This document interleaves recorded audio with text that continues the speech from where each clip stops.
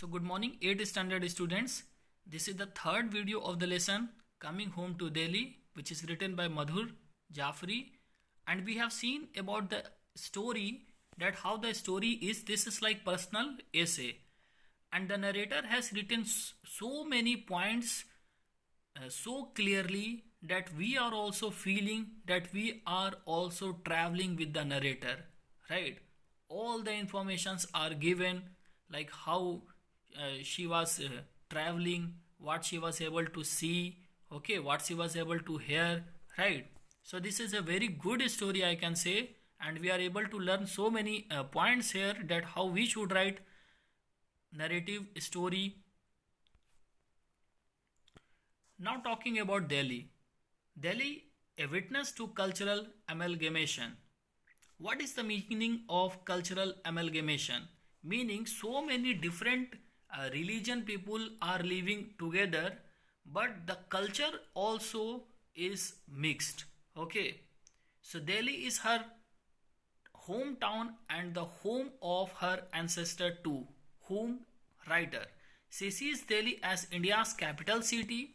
She sees her hometown also as the home of the many of ancient rulers who built and rebuilt the city according to their whims, according to their will, right?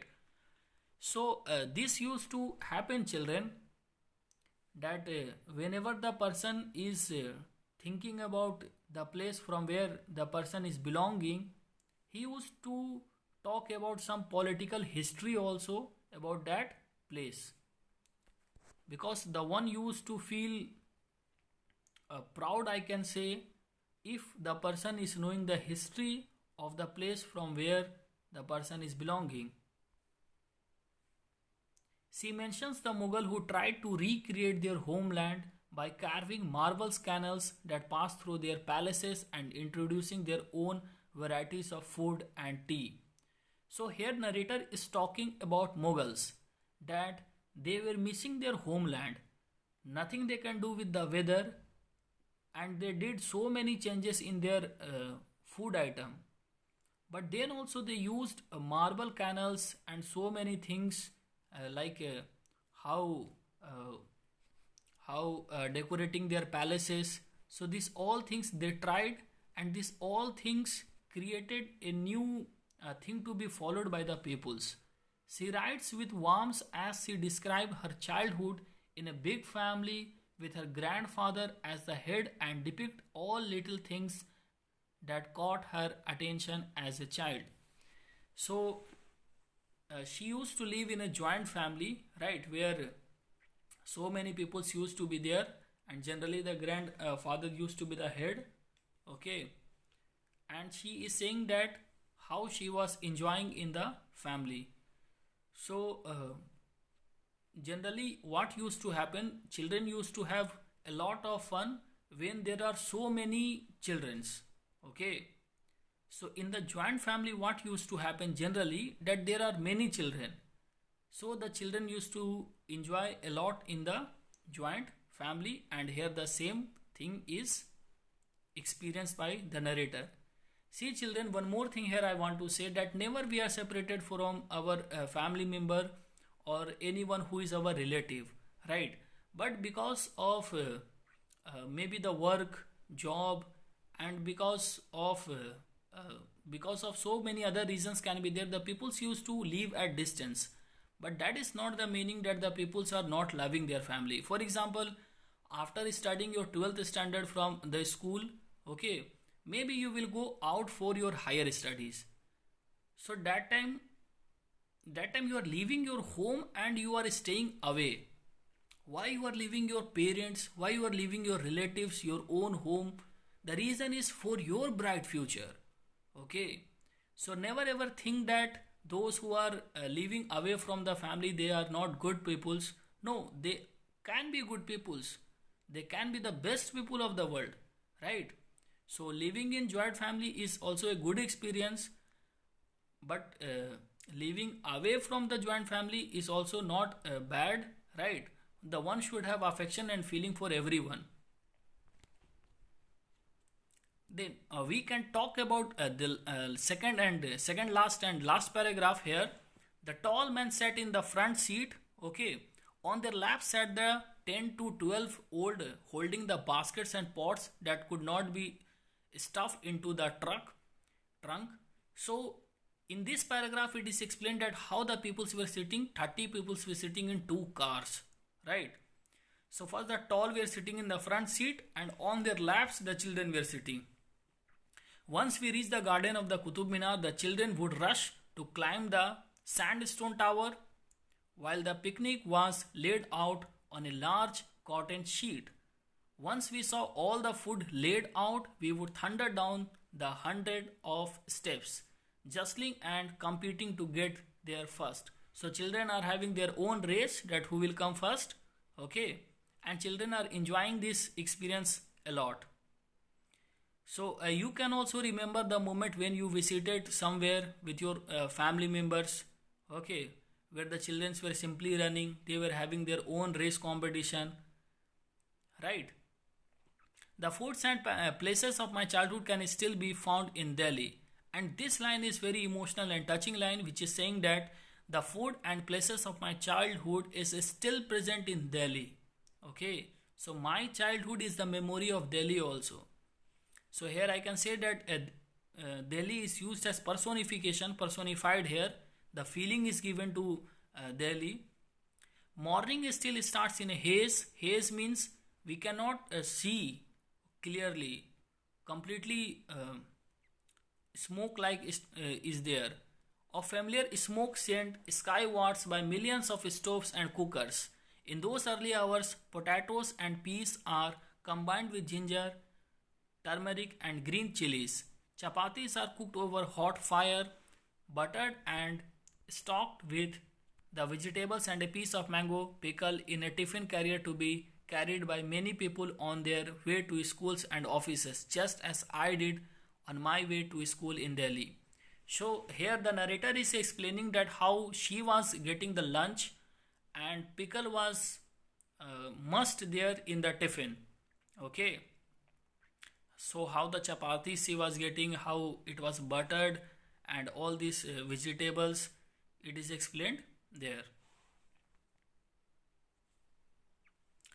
Now we can talk about the humor which makes this story interesting, right? She adds humor when she provides detail about two cars that were packed with some 6 adults and 24 children as well as food for the family picnic. Okay, now second part, you see the author translate the barrier of time in her piece.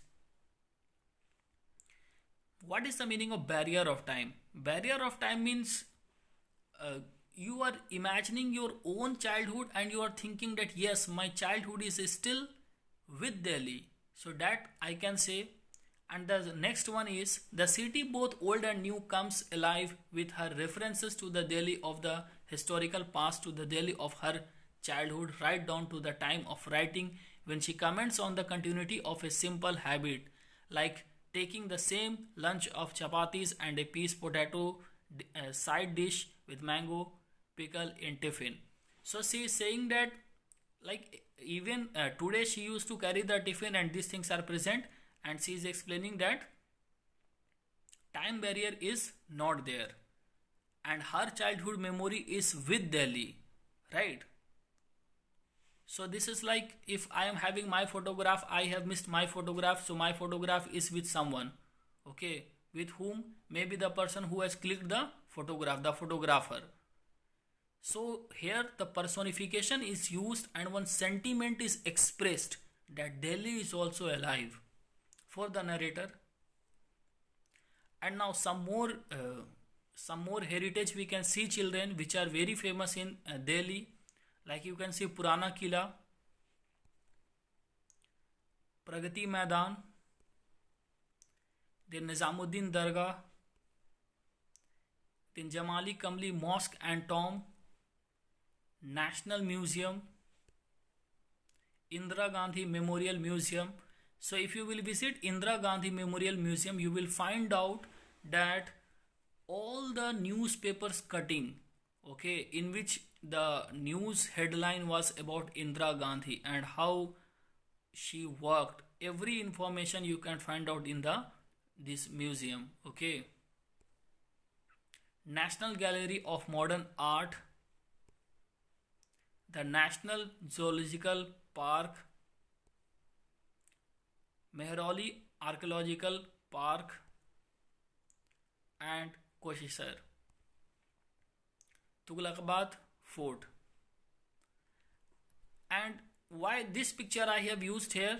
This picture I have used to show you that how Delhi looks in the daytime. You can see,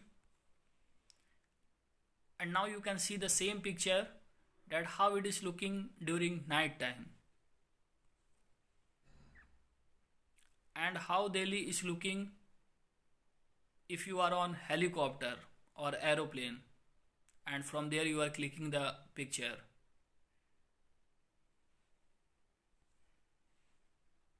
And this you can see some of the developed areas in Delhi. Okay, so many tall buildings are there, so many industries are there. Okay, metro is running there, and you can see the beautiful tombs are also there.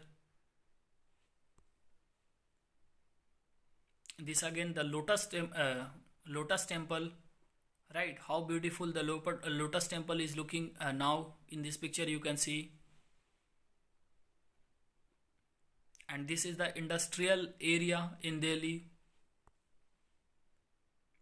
Again the tomb, and one person is doing here yoga.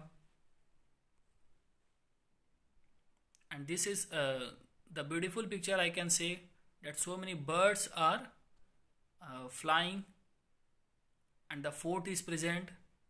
And when the fort and the flying birds are there, it is becoming a very good picture. This view you can see in Delhi. And this is the metro. You can see the metro. This is also metro, Delhi metro. So don't think, children, that this is the metro of Japan. This is the metro of Delhi, right? Same thing. And this is the Yamuna river, and that is the railway bridge. Okay. And now our important section is here, the question answer part, right? Appreciating the text. The writer's memory of the past are strong and vivid in their detail. Reading Coming Home to Delhi is like experiencing the writer's childhood through not only her eyes but all her senses. Reading this line: flocks of squawking mayanas and parrot would be circling the pink sky as the steam train travelled towards Delhi, and soon it was time for the morning tea. The writer's description of dawn is so vibrant you can paint a picture as you read. The line evokes both our senses of sight and hearing and pulls us into the writer's memory. Identify other such lines in the text that appeals to our different senses: sight, hearing, smell, touch, and taste. So you have to find out from the book, children, that what other informations writer is giving, and you have to write there here in the answer. How do the writer's recollection make you feel? What you are feeling after hearing these things? What you are feeling after studying these things? That also you have to mention your own feeling.